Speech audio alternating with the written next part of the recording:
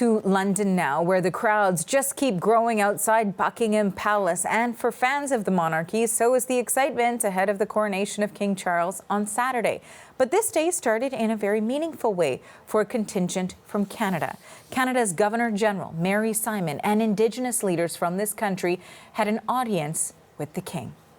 It's the first time in history that a king or a queen has sat down with First Nations, representatives of First Nations, Inuit and Métis from Canada. King Charles met with the Assembly of First Nations Chief, Métis and Inuit national leaders, among others.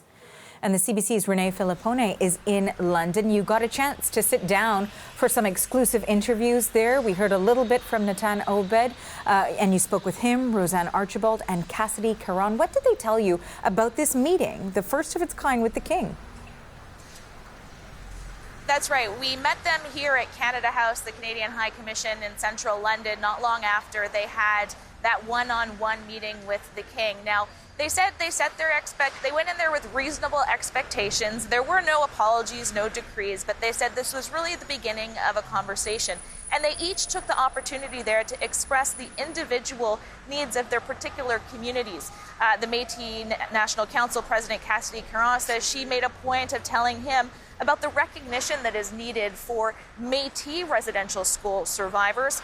AFN National Chief Roseanne Archibald said for her, she brought up missing and murdered Indigenous women. And for the Inuit leader, Natan Obed, he really wanted to point to the fact that the Crown is still so present in so many aspects of the relationship with the Inuit, and to really have him understand how that historic relationship is still so much ongoing. So, we talked to them about, the call to action 45 and the Truth and Reconciliation Commission to have a royal proclamation basically acknowledging the impact that the colonialism had in Canada.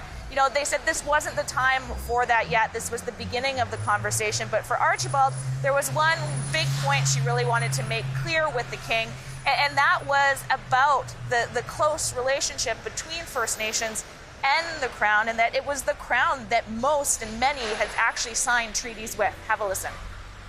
We talked mostly about treaty and our treaty relationship with the Crown, that these treaties predate Canada as a country, and that relationship is one that we have to evolve.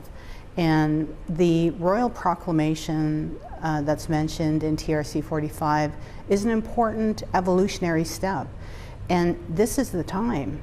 This is the King taking over the throne, and so it's his great opportunity to do this work.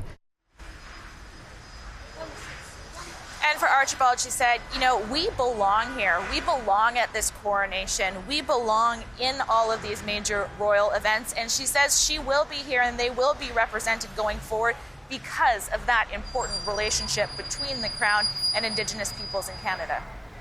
And Renee, how did the Indigenous leaders feel about reconciliation and the progress made following their meeting with the King?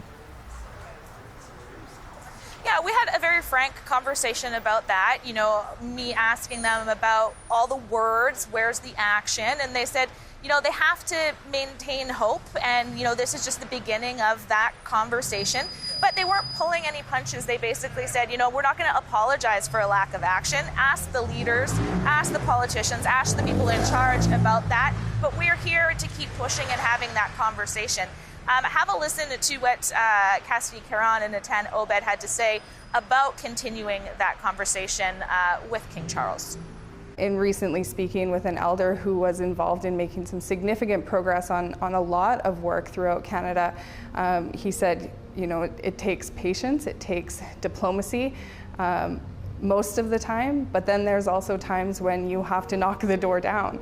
I think today's meeting with the King was a little bit of both. To be a part of the meeting today is to perhaps imagine a time when there is a reciprocal respect that